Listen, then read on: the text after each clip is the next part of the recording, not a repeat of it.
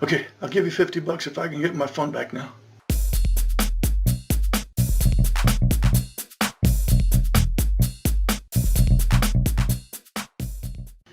Okay, it's about time for our next social skills training class.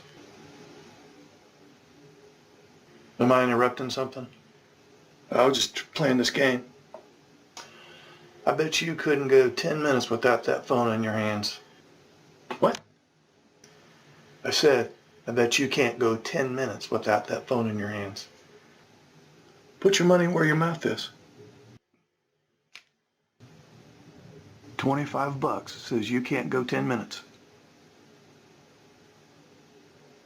I'll take that bet. Hand it over.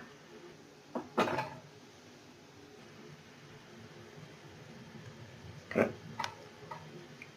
Clock starts now.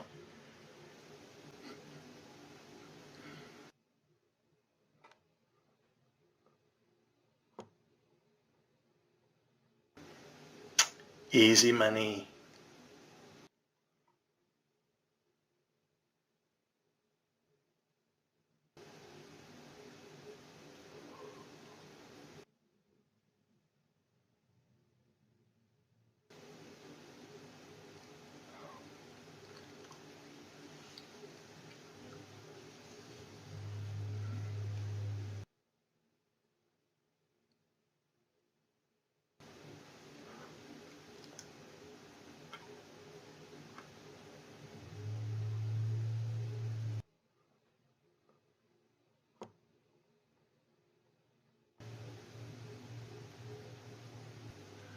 Okay, I'll give you $50 if I can get my phone back now.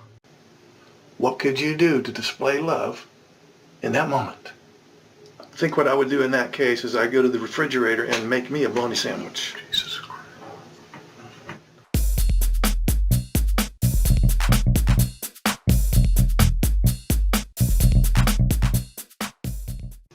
Ready for another social skills class? Yeah, sure. All right. I think today we're going to talk about displayed love. Ways that you show love. Okay? Okay, so let's say, for example, one evening you're sitting on the front porch, just relaxing on the front porch swing, and then your wife pulls in the driveway because she's had to work overtime, and she walks up to the porch and she looks exhausted. And what can you do in that moment to display love? She pulls in the driveway in her car? Yeah, she's pulling up in her car and she's getting home 2 hours later than she ordinarily does. What I would do is I'd take her car to Jiffy Lube because she hasn't changed the oil in that car for probably a year and a half. Jiffy Lube's open until 8 p.m. and I could be doing that while she's cooking dinner. I'm pretty sure in that scenario she would have preferred that you gave her a hug or a kiss or both. No. And said, "Sorry you had to work late, honey. How was your day?" Something like that. Okay. Situation number 2. Let's say your wife gets home after a long day of work, being on her feet all day, and she lays down on the couch and kicks her shoes off and says, "Oh, honey, my feet hurt so bad. I could sure use a massage." Now, what could you do to display love in that moment? What I would do in that case is I'd go get her a Tylenol. I'm pretty sure she was hinting that she would like a foot massage from you. Oh, I hate to touch feet. Okay.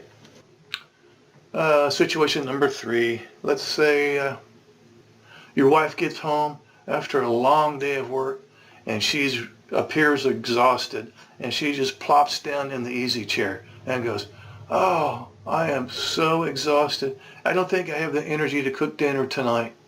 Now, what could you do? Think about this now. What could you do to display love in that moment? I think what I would do in that case is I'd go to the refrigerator and make me a bologna sandwich. Jesus Christ. Hey, what are you doing? I was just thinking. Thinking about what? I was thinking about what my wife said this morning. What did she say? She said I'm not emotionally reciprocal. What? I don't even know what that means. Well, emotional is feelings, and reciprocity is back and forth. Mm-hmm. So she gives you some of her feelings, and then you give her some of your feelings. Then she gives you some of her feelings, and then she gives you some of her feelings, and then you give her some of her feelings, and then you give her some of her feelings. What? So I don't understand where you get off calling me defensive. That's just plain wrong, dude. Hey, where are you going?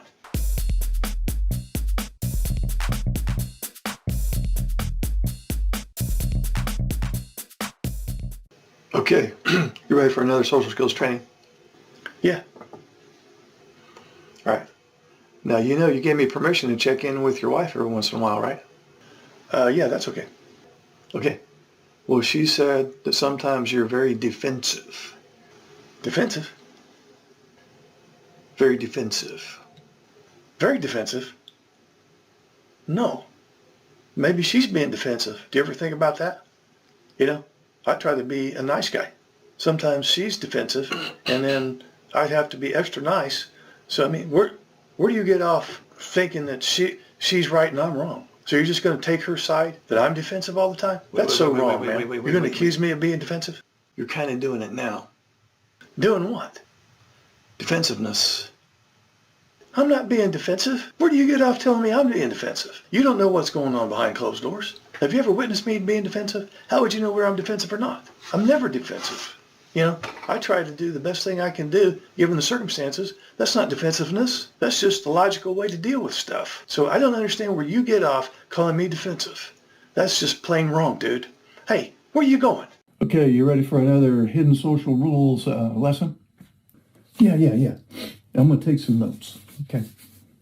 Yeah, that's a good idea. Let's say you have a female coworker, and there's a restaurant just a few blocks away from where you work, and she's always asking you to accompany her to lunch. Is that a good idea or a bad idea? Oh, good idea? No, bad idea. Because if she's always asking you to go to lunch, some of the other coworkers might think the two of you got something going on. And if it ever gets back to your wife, she's going to be very suspicious. And she might think you're having an affair. Okay, let's say you have a female coworker and she needs some work done on her car, and there's an auto mechanic place a couple miles away from where you work, and she asks you to follow her over to the mechanic's place during lunch break to drop her car off, and then the two of you come back to work, and then she wants you to take her back over to the mechanic afterwards so she can pick up her car. Is that a good idea or bad idea? Bad idea. No, that's a good idea. You're not going out to lunch. You're not going over here to the bar to have a beer or over there to the coffee shop to have a coffee. You're just playing taxi cab driver and helping her out. That won't look as suspicious, right?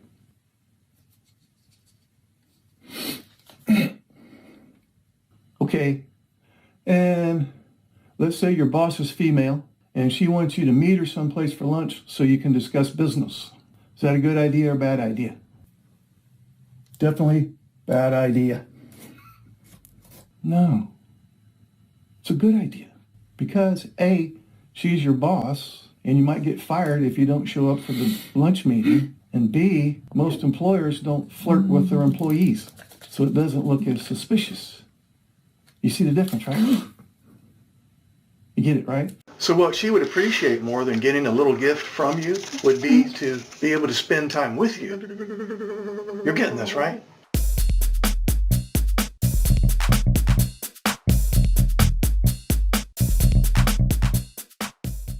Okay. Ready for another social skills training class? Yeah, sure. All right. So today I think we'll talk about giving gifts. Okay. So we have Mother's Day coming up, right? Right. Okay. So should you give your wife a gift on Mother's Day or not? Since she's technically not my mother, no, should not get a gift. No.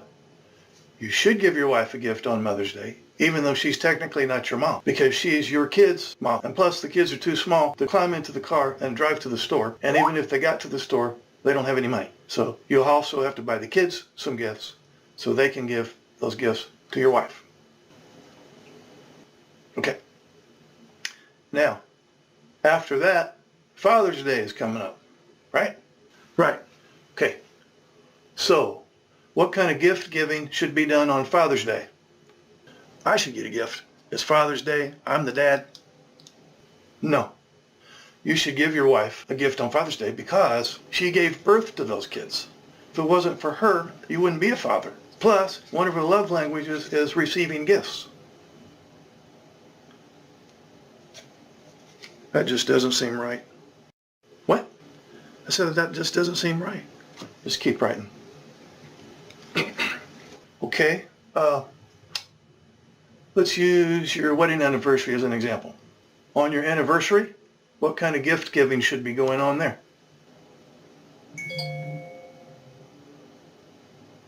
I give her a gift and she gives me a gift. No.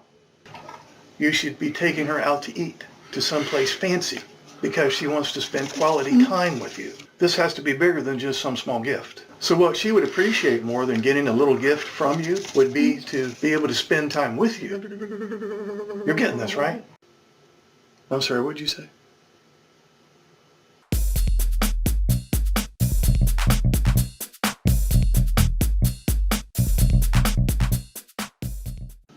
Okay, so you're ready for some more social skills training? Yeah, sure. Okay. Now, you know that I check in with your wife every once in a while to see how you're doing. Yeah, that's what she said. And she says that you don't listen.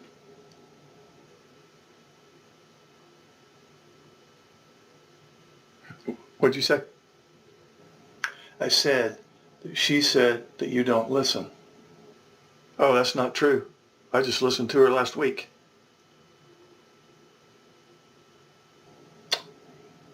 Pretty sure she would want you to listen to her every time she speaks.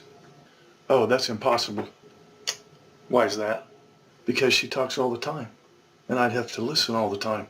I don't have time for that.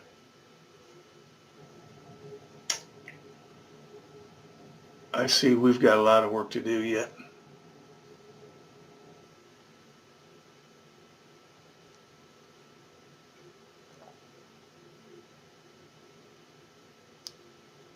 I'm sorry, what'd you say?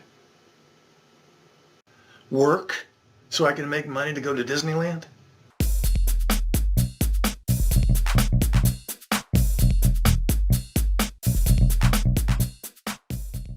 All right. Another social skills training class? Let's go. Okay. Now, you know I check in with your wife periodically to see how things are going. She says that you don't help with parenting. Oh, that's a lie. I just helped with parenting last week. Oh, really? What'd you do last week? Took the family to Disneyland. We go once a year. Oh. So, what do you do parenting-wise in between these Disneyland visits? Work so I can make money to go to Disneyland? Well, if you'd have turned left back there on University Boulevard, that would have saved us a good 3 minutes.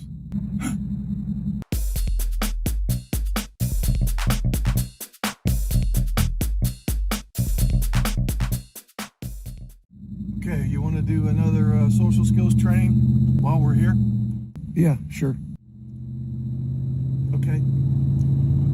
Well, sometimes husbands with autism think they know better as far as driving directions than their NT wife.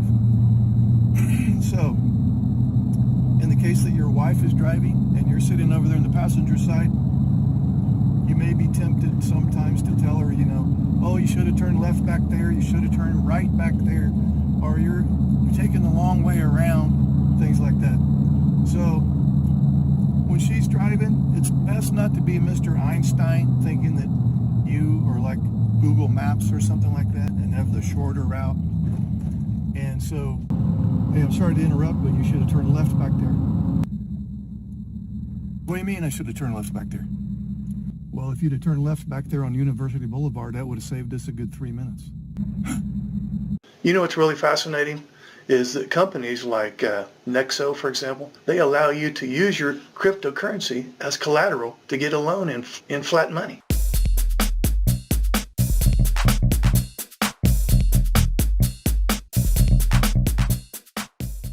Okay, so you're ready for another social skills training class? Sure, okay. All right. So today's lesson is going to be on give and take in conversation. Because sometimes the person on the autism spectrum will tend to interrupt others and will tend to shift the topic over to their special interest and will drone on and on and on talking about their favorite topic, not even realizing that the listener is getting bored with them droning on about their special interest. I see. So, for example, what's your special interest? Bitcoins. Okay. So let's pretend we're going to engage in some give and take conversation, and I'm going to start a topic that has nothing to do with that, and then instead of you talking about your favorite topic, you're going to respond to what I just said on my topic, okay? Yeah, but before we get started, you do know about Bitcoins, right? It's kind of like a digital currency, right? Yeah. And it operates free of any central control or the oversight of banks or governments. It's freaking incredible. Yeah, but wait a minute. Let's keep this about practicing and role-playing give and take in conversation.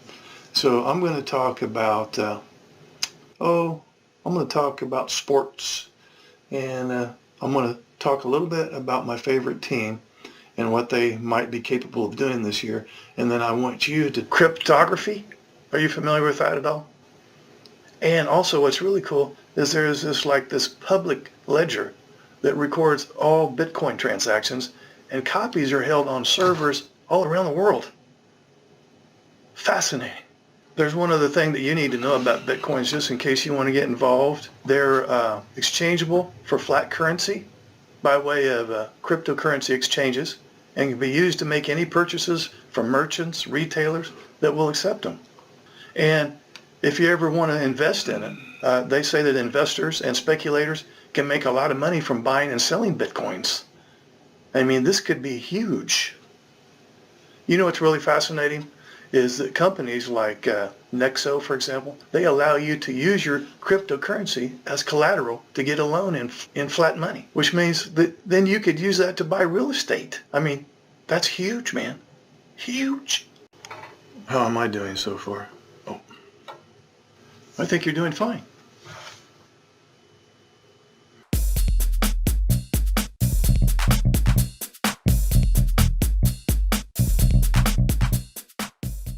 Okay, so you're ready for another social skills training class? Yeah, sure. Okay, today we're going to talk about paraphrasing, because a lot of times autistic husbands will look at their wife as if they're listening, but they're not really listening. They're kind of preparing what they're going to say to defend themselves. So today we're going to practice paraphrasing, which is she says something and then you use your words to say back what she said, so you make sure that you understand what she's saying, right? Paraphrase, yeah. Yeah, that's called paraphrasing. Okay, so I'm going to role play. I'll pretend like I'm your NT wife. Ready? Yeah. Okay. You really hurt my feelings this morning when you told me that my breath stinks. You really hurt my feelings this morning when you said that my breath stinks. No, you just said the same thing I said. No, you just said the same thing I said. Now listen, a paraphrase is when you restate what the other person said, but the overall meaning is the same. A paraphrase is when you restate what the other person says, but the meaning is the same.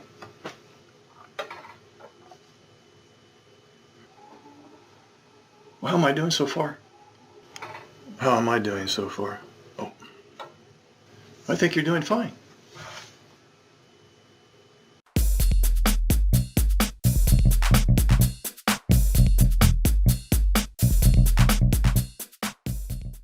Okay, another social skills training, all right? Sure. Okay, today we're going to practice recognizing facial expression, because Sometimes husbands with autism have a hard time reading facial cues, and so they're not really sure what their wife is feeling based on how she looks. So we're going to practice, okay? Okay, I'm going to come up with some facial expressions, and you're going to guess what I'm feeling. You ready? Okay. Okay, here's the first one. Jaw pain. Jaw pain? Yeah. It looked like your jaw was cramping up on you, like you're having a little spasm or something right there. Now, that was anger. Oh, yeah. Okay, that probably wasn't a good example. Let me try this one. A jaw pain again. No, that was supposed to be the look of surprise. No. Okay, one more.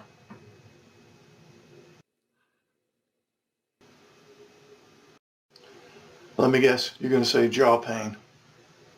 No, that's the look you get when you find out that your mother-in-law just died. I'm good.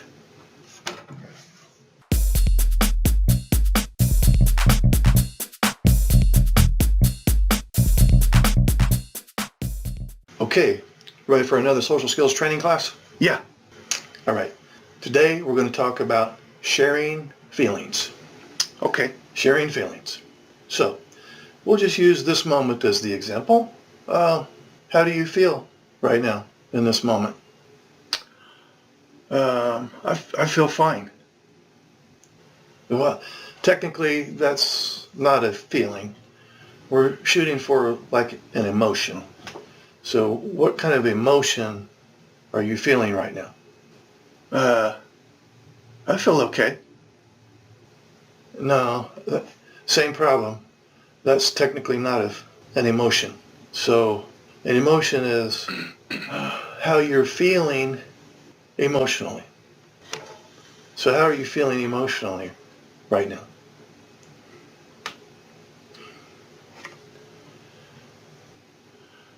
I'm feeling all right. No, an emotion is like mad, sad, glad. So do you feel mad, sad, glad? Oh, okay, yeah. I'm feeling mad, sad, and glad. You can't feel all three at the same time. Of the three, which one do you feel? I'm good.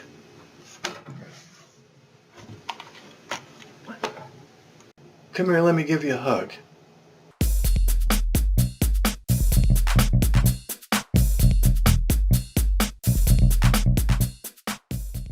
Okay, time for another social skills training.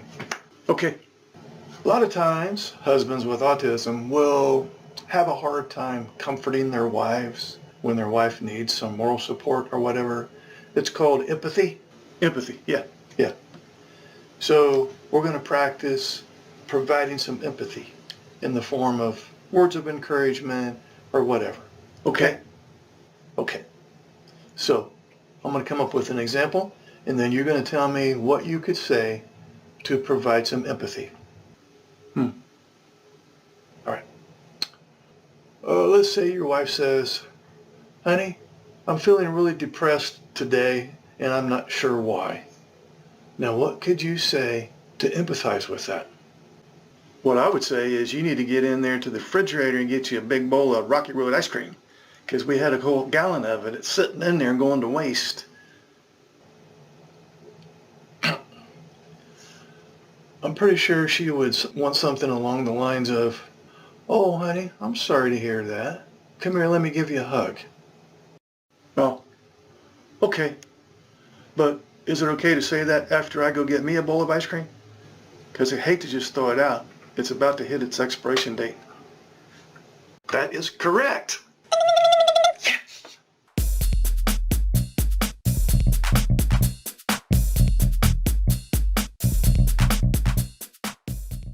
Okay, another social skills training class.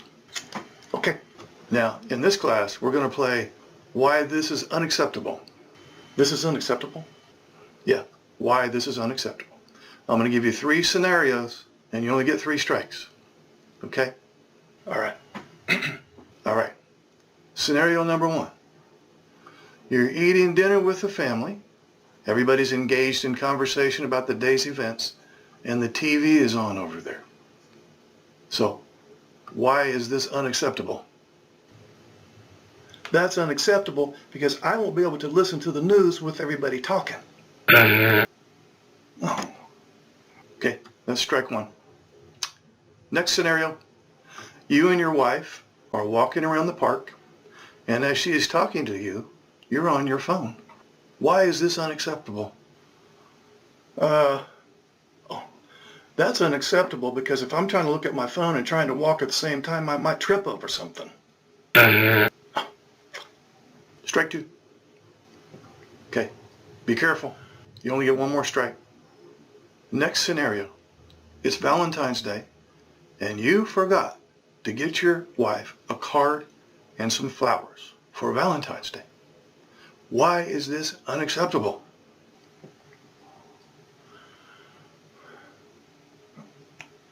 That's unacceptable because she didn't remind me it was Valentine's Day.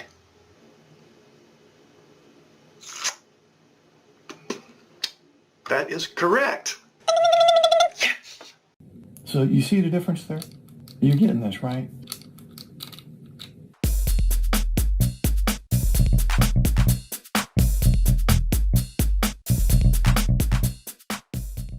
Okay, you ready for another Hidden Social Rules quiz? Yeah, I'll be taking notes. Let's say you're at the mall by yourself, and you bump into this old girlfriend that you haven't seen for 10 years, and there's a coffee shop over there, and the two of you just decide to go over there for 15 or 20 minutes and talk to one another, have a cup of coffee, and kind of catch up on what's been going on in one another's life over the last 10 years. Would you want to tell your wife about that or not? I would not want to tell her. Wrong. You would want to tell your wife about that. Because if she heard about it from somebody else that knew you and saw you at the mall with some strange woman, your wife might think that you're cheating.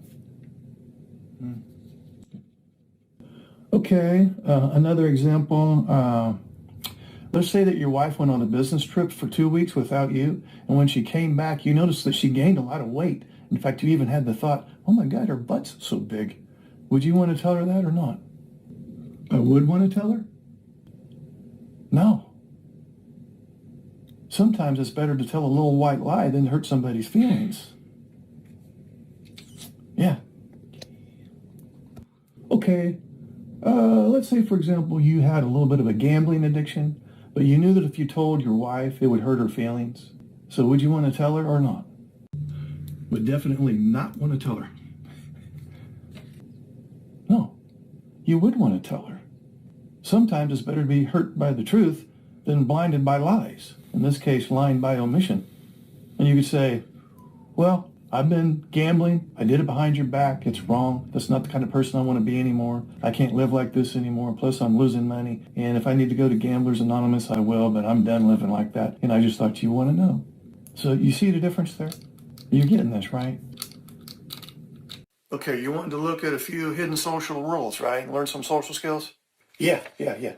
And I'm going to take some notes. Is that okay? Yeah, that's a good idea. You do that. Okay, let's say, for example, you're at the airport with your wife and you're running late for your flight. Should you walk 20 feet in front of her or right along beside her? 20 feet in front of her. No, you should walk right along beside her. Even if you're running late?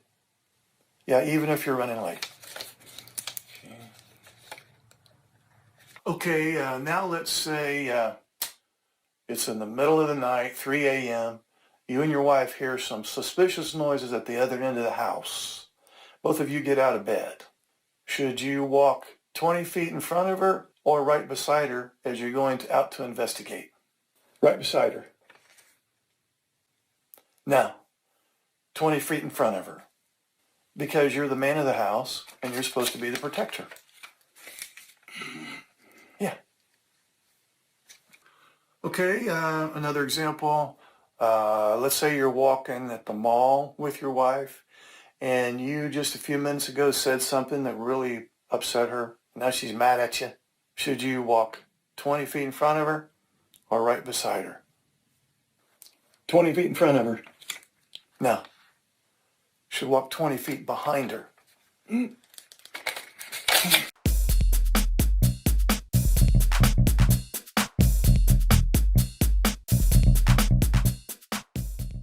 I just got diagnosed with autism.